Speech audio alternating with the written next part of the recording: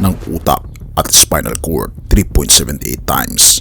Blood clots na sanhi ng AstraZeneca ay 3.23 times. Guillain-Barré syndrome na sanhi ng AstraZeneca first dose ay 2.49 times.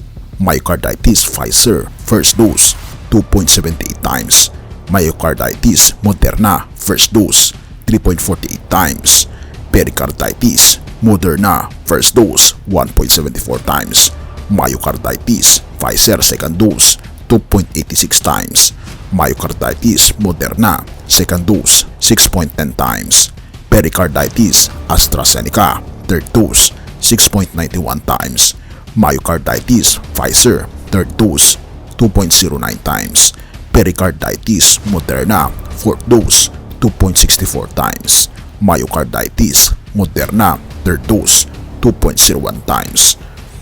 Ito ang isang chart ng pinakamalaki na pag-aaral ngayon patungkol sa vaccine kung saan higit sa 99 milyon ang pinag-aralan ng mga kaso. Ano nga ba ito? Halika, atin itong pag-usapan mga kaibigan.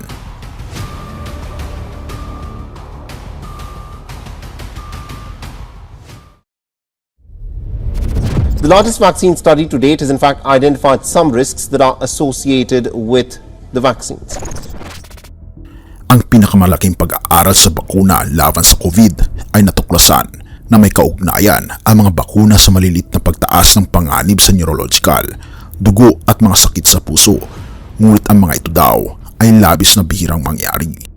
Ang mga bakuna laban sa COVID ay may kaugnayan sa maliit na pagtaas ng sakit sa puso, dugo at neurological ayon sa pinakamalaking pandaigdigang pag-aaral ng ganitong uri.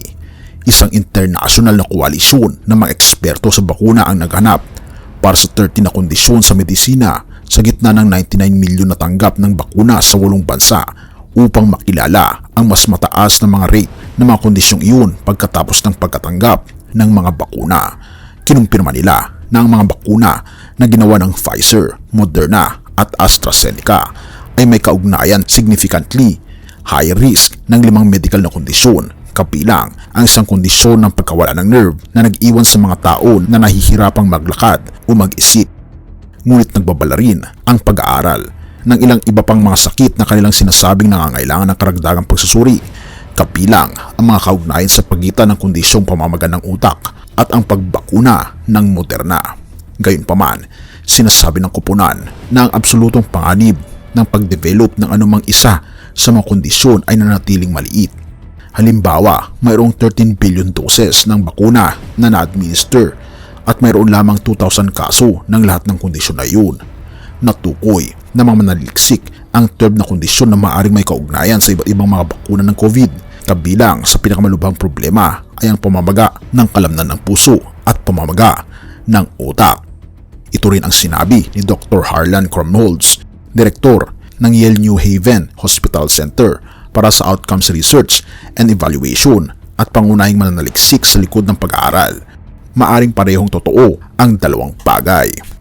Kabilang sa kanilang mga natuklasan ang pagtaas ng 2 beses ng panganib ng isang kondisyong neurological na kilala bilang Guillain-Barré syndrome, isang autoimmune disorder kung saan ang immune system ay sumasalakay sa peripheral nervous system ng katawan, humahantong sa pinsala sa protektibong casing sa paligid ng mga sel ng nerve.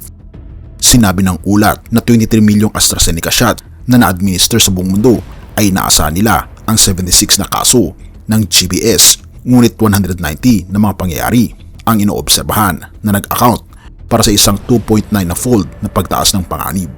Mayroon ding higit sa 3.7 na beses ng panganib ng isang kondisyon na tinatawag na acute disseminated encephalomyelitis o ADEM na nagdudulot ng pamamaga sa utak at spinal cord na sumisira sa protektibong pagtakip ng mga nerve fibers sa utak at spinal cord. Matapos ang unang doses ng bakuna ng Moderna, natuklasan din ng pag-aaral na pagkatapos ng pagkuha ng unang dose ng bakuna ng AstraZeneca, mayroong 1.9 at 3.9 na beses na mas mataas sa panganib ng transverse myelitis at ADEM ayon sa pagkakasunod-sunod. Ganon din ang Bell's palsy na nagdudulot ng pansamantalang kahinaan o pagkabulag ng kalamnan sa isang bahagi ng muka ay may mataas na porsyento ng 1.05 pagkatapos ng unang dose ng bakuna ng Pfizer. Natuklasan ng mga mananaliksik sa Israel ang 2.7 karagdagang kaso ng myocarditis kada 100,000 na tao na nabakunahan ng Pfizer vaccine, ngunit tumataas ito sa 11 karagdagang kaso para sa bawat 100,000 na mga individual na nahawaan ng virus.